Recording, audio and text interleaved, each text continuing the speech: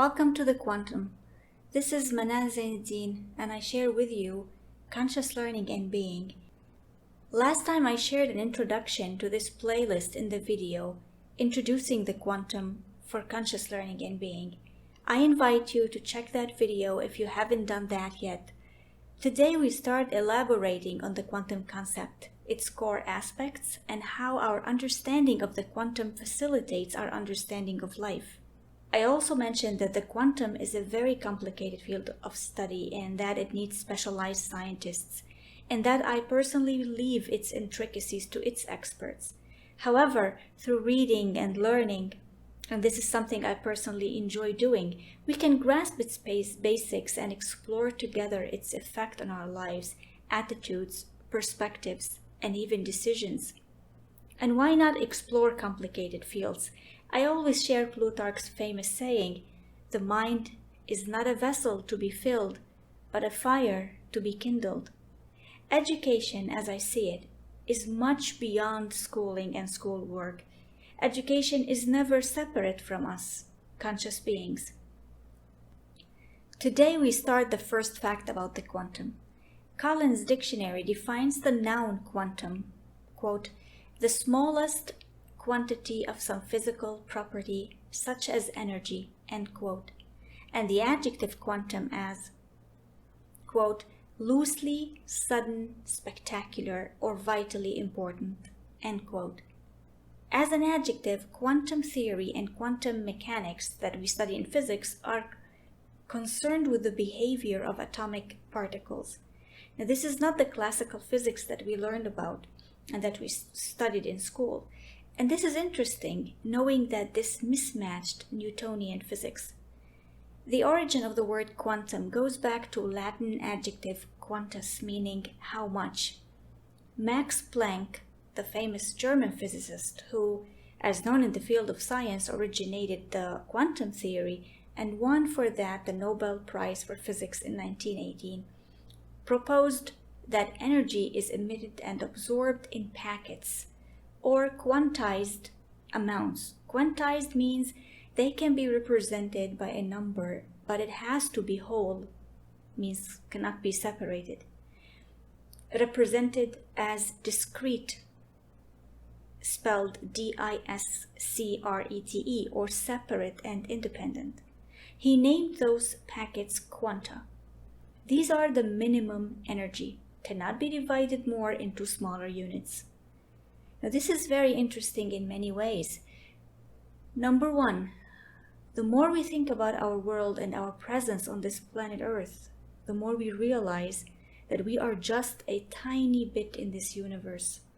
We boast about ourselves as human beings, powerful in building skyscrapers and towers, basking in luxuries and riches, consuming carelessly, committing any act for the sake of success, while at a certain point in time, we can simply drop dead or drop helpless, realizing that we are no more than a dot on this planet, and our planet is no more than a blue dot in space.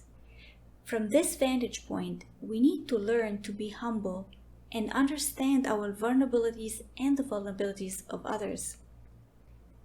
Number two, we also boast about inventing advanced technology, which is great, but we fail to notice that this same technology we are inventing is already present in nature.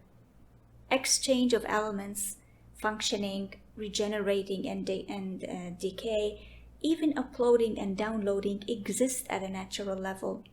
Nothing we have invented was pure brain invention. It was always the mirror of a natural force. The invention of the airplane is the first best example. From this vantage point, we need to learn to take more time observing the natural world at micro and macro levels and give the same chance to our children. The natural world will always remain the purest inspiration. Now we are doing biomimicry because we have strongly realized that the natural is the safest and the most sustainable. Number three, thinking about the origin of the word that means how much and they're coming as discrete or those separate or independent packets, makes us think about the world around us and our perceptions.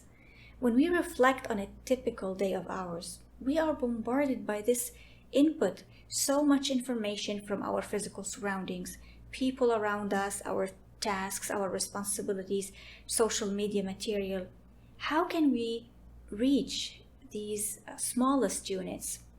The more we funnel down, information is still there. The only way to reach these smallest units is to pause our thinking, breathe deeply, and be in the present moment. Now, focusing on the only tiny thing that we are doing. Such exercises strengthen our attention and release stress.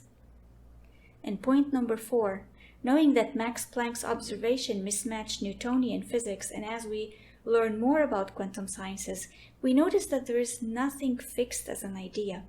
Evolution is always necessary. Growth is always encouraged. That's why we have to learn to be open and explore the non-classical and see, maybe we will find something extraordinary. In that first video of the quantum, I also mentioned that conscious learning and being does not have to be against or with a system or a thinker. It also does not advocate following a concept or rebelling against another. That's so important to reiterate now.